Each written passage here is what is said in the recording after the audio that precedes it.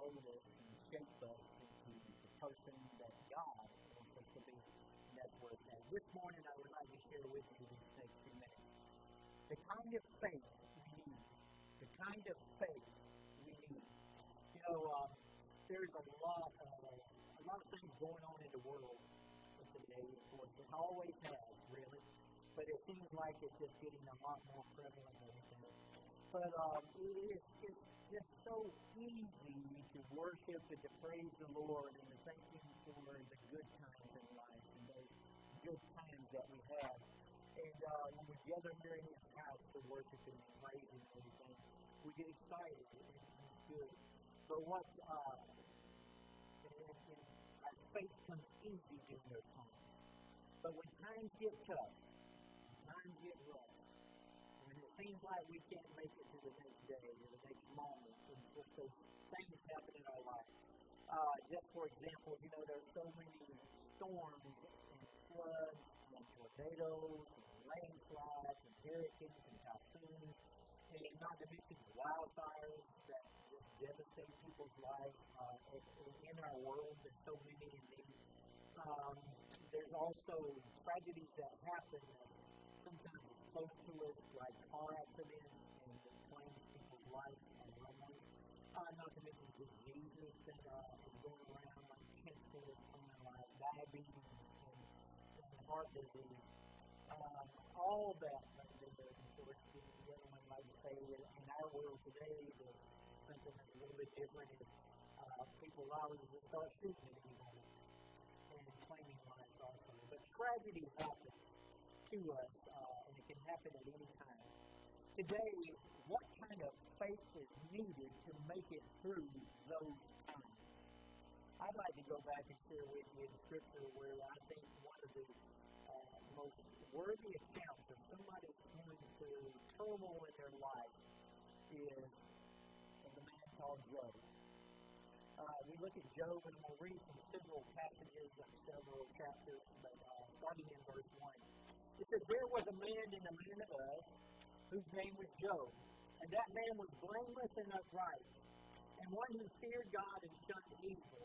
Does tragedy just pick on those that are lost and do not know God? No, it happens to what? Everyday people, like Job, who says that he was blameless and upright before God. What does that mean? That he had a good relationship with God. He counted on God. He prayed to God. And it says that and things were going good for Job for a while. It said he had 7 sons and 3 daughters were born to him. Also his possessions, and he just lists out all the things that he had, like 7,000 sheep and 3,000 camels and 500 yoke of oxen, 500 female donkeys, and a very large household. And when it says household, it's not only talking about his immediate family, but it's talking about all his servants that he had too, that worked for him and everything. It's considered his household. So that this man was the greatest of all the people of the East, well respected and renowned. And so here we read about Job being everything was going good in his life, his family was growing, and that God just blessed him. And it says that his sons would go to feast in their houses, and each on their appointed day, and they would send and invite their 3 sisters to eat and drink with them. I like this right here because it shows that not only was Job being blessed, financially, you might say, but he was also blessed at what? He had a good family, and his family got along. They feast together. They enjoyed one another. Company, and so they did it on appointed days. They had a schedule. I don't know if some of you and your family just love to write things down on a calendar, and that's what they had, and they say, well, now, on a certain day, it's your turn to have the feast, and we'll all come to your house. So it was just a good time in Job's family at this time as we read. Verse 5 it says, and it was so when the days of feasting had run its course, in other words, when it came to an end, when they quit feasting, that Job would sin and sanctify him. Now, you're talking about a daddy that cares about his children and his daughters and everything. He wanted to make sure everything was right with God after they got through feasting. It says, why? It says that he would sin for them, and that he would rise up early in the morning and offer burnt offerings according to the number of them all. For Job said, it may be that my sons have sinned and cursed God in their hearts. Thus Job did regularly. Now that's a dad who cares, right? He's praying for his children that they would what? Stay in that relationship with God. That he really cared for them, and he didn't want them to be what? Not forget. He didn't want them to forget about God and praise Him. So he would send for them, he would make burnt offerings for them, and of course, make sure. I'm sure it was an encouraging time. So look, it's okay if you enjoy one another, it's okay if you enjoy the time, but don't go and sin before God and fall out of fellowship with Him. And it says that Job did this regularly. Verse 13. And then now was a day when his sons and daughters were eating and drinking wine in their oldest brother's house. And a messenger came to Job and said, the oxen were plowing and the donkeys feeding by their side, just a regular another day going on. And then all of a sudden, boom, it happened. Tragedy struck, or began to strike. And here it is. That messenger came and it said that when the Sabaeans raided them and took them away, indeed they have killed the servants and with the edge of the sword, and I alone have escaped to tell you. And then boom, as that messenger was just finishing up his message to Job about the tragedy that happened in the servants and his herds and everything, another one came on also. He says, the fire of God fell from heaven and burned up the sheep and the servants and consumed them. And I alone have escaped to tell you. And then boom, y'all can say that with me if you want to. Boom, verse 17, it says, while he was speaking, another also came, it says, the Chaldeans formed 3 bands and raided the camels and took them away, and yes, killed the servants with the edge of the sword, and I alone have escaped to tell you. Look, that sounds like your life in here at one time or another where one thing happens. I had somebody tell me this morning, preacher, it seems like one thing's happened after another. You just something to hit, something to go wrong, and then another thing to go wrong, and another thing to go wrong. That's what was happening with Job. So it's tragedy. And then we have verse 18. It says, while he was yet singing, and he said together, boom. Hey, y'all, all right. Verse 18, it says, while he was speaking, another also came and said, your sons and your daughters, and this is the one, folks, I'm sure that it brought Job to his knees. But he said, your sons and daughters were eating and drinking wine in their oldest brother's house. And suddenly a great wind came across the wilderness and struck the 4 corners of the house, and it fell on the young people. And they were dead. And I alone have escaped to tell you. Wow. Job just lost his innocent girl just like that. All of a sudden, because of some strong wind. And that wasn't the end, folks, to say, my goodness, he's lost everything that he owned. He's lost the rest of his household, his servants, that he definitely probably cared about deeply. And now he's lost his family, and it's him and his wife. And then it wasn't so many days later that, listen to this, that then Job himself was struck with painful boils from the sole of his foot to the crown of his head. He got eat up with a disease called boils. And it says he took for himself, he was so miserable, he took for himself a potion with which to scrape himself while he sat in the midst of the ashes. Oh, can you picture that? How many of you had poison ivy before? I used to have it so bad I'd miss a couple of weeks of school every year. My eyes would swell up where it shut and couldn't see. I remember one time my wife, she was back then, but it was my sister laid on one end of the couch and me laying on the other end of the couch, and we were swelled up with nothing. But man, that stuff itches you, and it will itch you to death. It will drive you crazy. And you know, but if you itch it, my mom used to tell, don't itch it, don't scratch it or anything. And what do you want to do? You want to scratch it. That doesn't make sense. Some itch it, scratch it. So Job, that was miserable, but Job scratched himself with a piece of a pot, trying to find some relief as he sat there. It was a bad time in Job's life. Tragedy had hit. Devastation had struck. He had lost, and they had lost tremendous, and now it was him that was eaten. Verse 9, his wife had a solution. said to him, do you still hold fast to your integrity? He says, you need to curse God and die. I only see relief from one way, is that we leave this world. Folks, she looked around, and you know that woman was hurting. And you know when she said something like this, I look at her and see the pain that she was going through. Now she not only had lost everything that Job had, now he was eat up with boils, and she alone said, how am I going to take care of stuff? You ever felt like you're the last one who wasn't alone, left to carry on? I'm sure she felt like that, and she just told her husband, said, look, this is curse God and die. But he said to her, and listen to this, what kind of faith do we need? He said to her, you speak as one of the foolish women speak. Shall we indeed accept good from God, and shall we not accept adversity? What a thing. For Job to be able to say, right in the midst of all that turmoil and trouble and tragedy and devastation, that he looked at his wife and said, hey, we've accepted the good from God. Because Job said, we know we serve a good God. He said, why shouldn't we accept the adversity also? In other words, Job saying that, hey, I'm going to continue to have faith in my God. The God that I know through it all. And it says, in all this, Job did not sin with his lips. Then Job arose, tore his robe, and shaved his head, and he fell to the ground.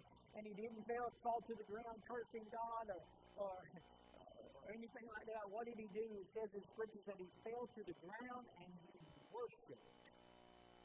He worshipped God. Now, what is faith? Have you ever been to the end of your rope per se? I've seen some of those things where in the stores like Cracker Barrel and stuff, and they'll have a picture of a cat hanging from the end of a rope and it's hanging on. And holding on for their life. One time I saw something, I don't know if it was a cat or something, holding on, and there was an alligator underneath. But Job didn't curse God, didn't blame God. He continued to have faith in his God. And he said, naked I came from my mother's womb, and naked I shall return there. The Lord gave, and the Lord has taken away. Blessed be the name of the Lord. And it says, in all this, Job did not sin or cause God to be alone. I believe, and of course you could come up with your own conclusions, but I believe as I read this story again and thought about all the devastation and put some right close to home, how do you make sense of it all?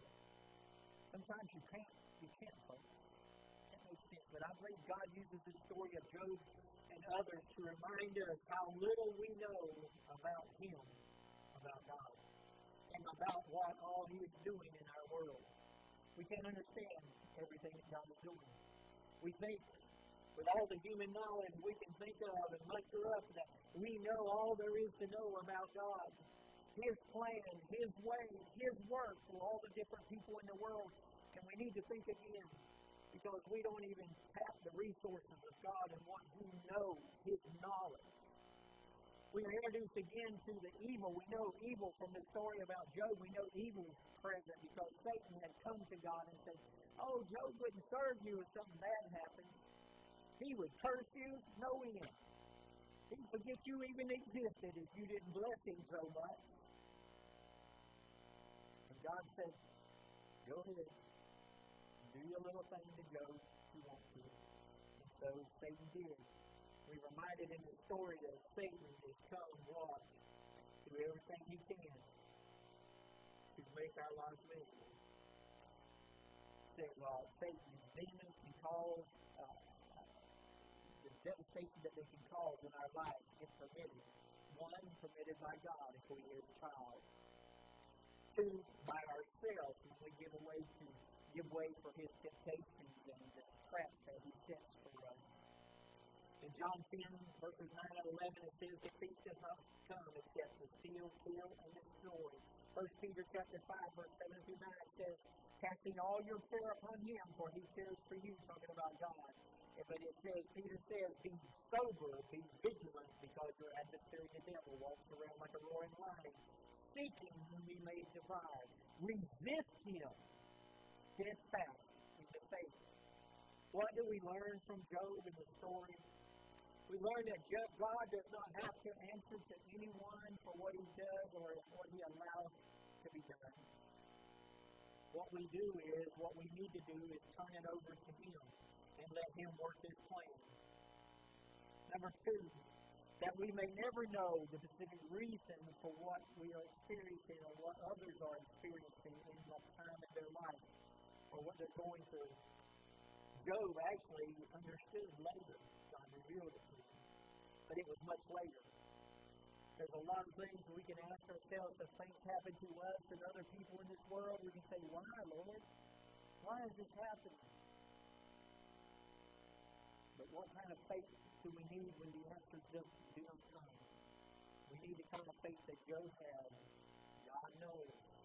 God's working. I trust him. And I'm going to continue to trust him and obey him. But what stands out is that God is a perfect God in this story.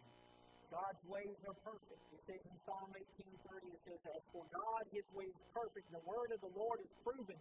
He is revealed to all those who trust him. We must remember that God knows more than we do.